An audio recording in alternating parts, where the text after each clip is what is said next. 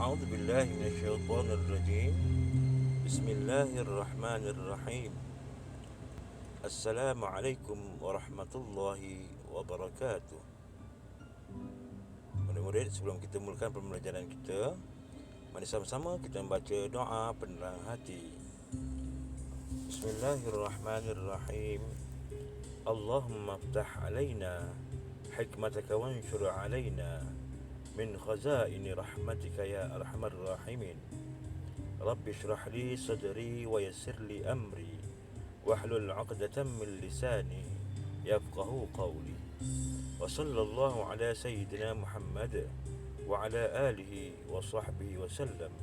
Walhamdulillahi rabbil alamin. Murid-murid, kita teruskan pembelajaran kita pada pelajaran tauhid, iaitu pelajaran yang ketujuh, sifat-sifat mustahil atas Allah Ta'ala. Jadi murid, mari kita baca bersama-sama. Sifat-sifat mustahil atas Allah Ta'ala. Wajib atas tiap-tiap mukallaf mengetahui sifat yang mustahil atas Allah Ta'ala, iaitu lawan kepada 20 sifat yang wajib atasnya satu persatu. Kerana yang dituntut dalam ilmu tauhid ialah mensabitkan segala aqaid secara tafsil, yakni terperinci pada semua sifat. Dari itu, terlalu besar kesalahan mereka yang tidak mengetahui perkara ini berbanding mereka yang tidak mengetahui hukum fiqh. Jahil tentang sifat-sifat yang wajib bagi Allah Ta'ala dan yang mustahil atasnya dihukumkan kafir, tetapi jahil tentang hukum fiqh dihukumkan maksiat sahaja. Dinyatakan di sini sifat-sifat yang mustahil atas Allah Ta'ala satu persatu. 7.1. Al-Adam. Al-Adam artinya tiada. Mustahil atas Allah Ta'ala bersifat Adam, tetapi yang selain daripada Allah boleh Adam, yakni boleh menjadi tiada. 7.2. Al-Huduth. Al-Huduth artinya baharu. Mustahil atas Allah Ta'ala bersifat baharu, yakni ada permulaan kewujudannya. 7.3. Turuwul Adam, yakni al-fana. Turuwul Adam artinya binasa. Mustahil atas Allah Ta'ala bersifat binasa, yakni ada kesudahan kewujudannya. 7.4. Al-mumathalatu lil hawadith. Al-mumathalatu lil hawadith artinya bersamaan dengan benda-benda yang baharu.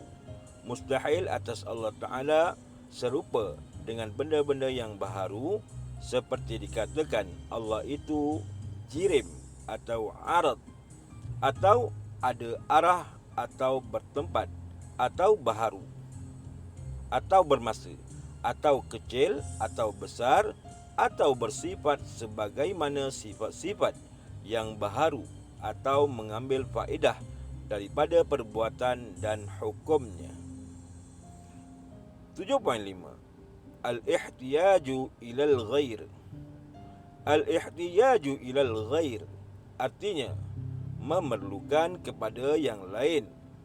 Mustahil atas Allah Ta'ala memerlukan kepada pihak ketiga, seperti berhajat kepada tempat duduk atau perlu kepada yang menjadikannya. Baik murid, kita tengok huraiannya.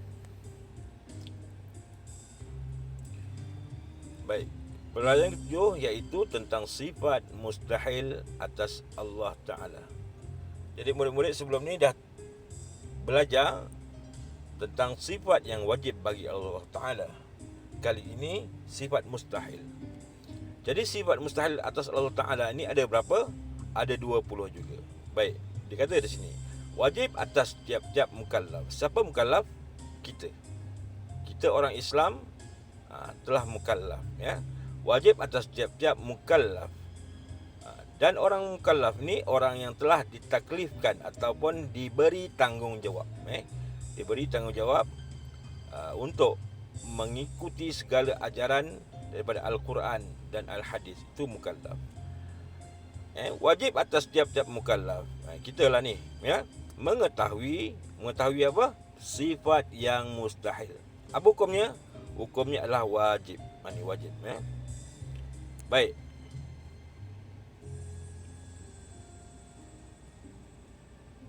Ya.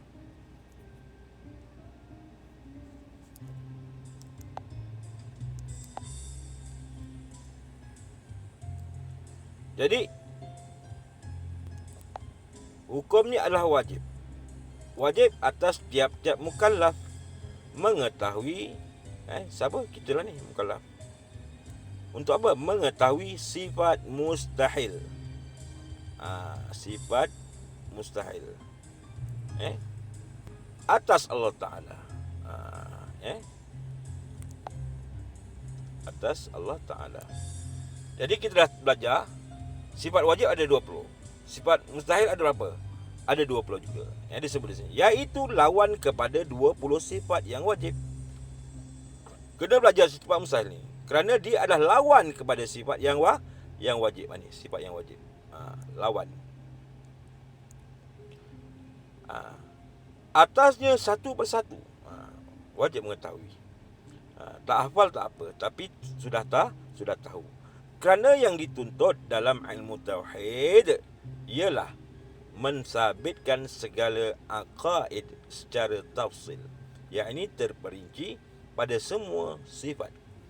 Pada semua sifat. Termasuklah sifat yang wajib, kena tahu. Sifat yang mustahil, kena tahu. Dan selepas ini ada sifat yang harus. Kita akan belajar sifat yang harus. Ya. Okey. Jadi kena belajar. Kerana yang dituntut dalam ilmu tauhid ialah mensabitkan segala akad secara tafsil, yakni terperinci pada semua sifat Allah Ta'ala. Dari itu terlalu besar kesalahan mereka yang tak mengetahui, yang tidak mengetahui. Kesalahan besar, dia katakan di sini. Terlalu besar kesalahan. Berbanding mereka yang tak tahu hukum fiqah. Kalau tak tahu hukum fiqah, tak macam ni salahnya. Salah juga. Tak tahu hukum fiqah, salah juga. Tetapi lagi berat siapa tak mengetahui tentang sifat mustahil, sifat yang wajib, sifat yang harus. Salahnya lagi besar. Jahil tentang sifat-sifat yang wajib bagi Allah Ta'ala dan yang mustahil atasnya dihukumkan kafir. Tengok. Sebab tu murid-murid semua kena belajar. Kena belajar. Dihukum kafir kalau tak tahu. Tetapi jahil tentang hukum fiqah dihukumkan maksiat saja. Kalau kita tak tahu tentang hukum fiqah, ya ini ibadat ni macam mana ibadat, tak tahu, cuma maksiat saja, tak dihukumkan kafir. Dinyatakan di sini sifat-sifat yang mustahil atas Allah satu persatu. Baik. Kita hari ini nak belajar 5 saja. Baik, yang pertama al-adam. Ini al-adam. Al-adam, sifat yang pertama yang mustahil. Apa maksud mustahil? Tak patut ada pada Allah Ta'ala sifat ni. Jangan ada sifat ni pada Allah Ta'ala. Itu maksud mustahil. Maksud mustahil, jangan ada sifat ni pada Allah. Tak akan ada. Iaitu al-adam artinya tiada. Sifat tiada ni mustahil Allah ada. Maksudnya macam tu. Mustahil Allah ada sifat tiada ni. Kerana apa? Sifat al-adam ni lawan kepada sifat wujud. Wujud maknanya apa? Ada. Lawannya tiada. Jadi mustahil Allah bersifat al-adam. Mustahil. Tak patut. Allah tidak patut ada sifat al-adam ni pada dirinya. Allah tak patut tiada, maksud dia. Allah bukan tak patut ada sifat adam. Allah tak patut tiada. Itu maksud. Sifat adam ni adalah sifat mustahil bagi Allah Ta'ala. Mustahil Allah tu tiada. Mustahil atas Allah Ta'ala bersifat adam, ya ini tiada. Tetapi yang selain daripada Allah boleh adam. Tetapi selain daripada Allah, tengok dikata di sini, selain daripada Allah boleh Adam. Contoh manusia. Manusia boleh tak ada? Boleh. Bahkan bila manusia sudah mati, dia sudah tiada. Sebelum dia lahir, dia tiada. Tetapi Allah tak boleh bersifat ini. Mustahil bagi Allah bersifat al-adam. Baik. Sifat mustahil bagi Allah juga yang kedua. Mustahil Allah al-hudus. Apa makna al-hudus? Baharu. Lawan kepada wujud tadi. Yang pertama kita sifat wajib wujud, yang kedua qidam sedia, al-hudus baharu. Mustahil atas Allah Ta'ala bersifat baharu, ada permulaan kewujudannya. Jadi mustahil Allah bersifat al-hudus, kerana Allah tiada permulaan. Allah tidak binasa dan tiada permulaan. Jadi mustahil Allah bersifat baharu. Baharu ni sifat siapa? Baharu ni sifat makhluk. Baharu ni sifat makhluk. Makhluk saja yang bersifat baharu. Sedangkan Allah bersifat qidam, sedia. Allah sedia. Allah sedia ada. Allah tidak ada awal kewujudannya. Baik. Seterusnya kita uraikan kepada sifat Allah yang ketiga. Apa dia? Turuwul adam. Turuwul adam. Ya, ini disebut juga al-fana. Apa makna al-fana? Al-fana binasa.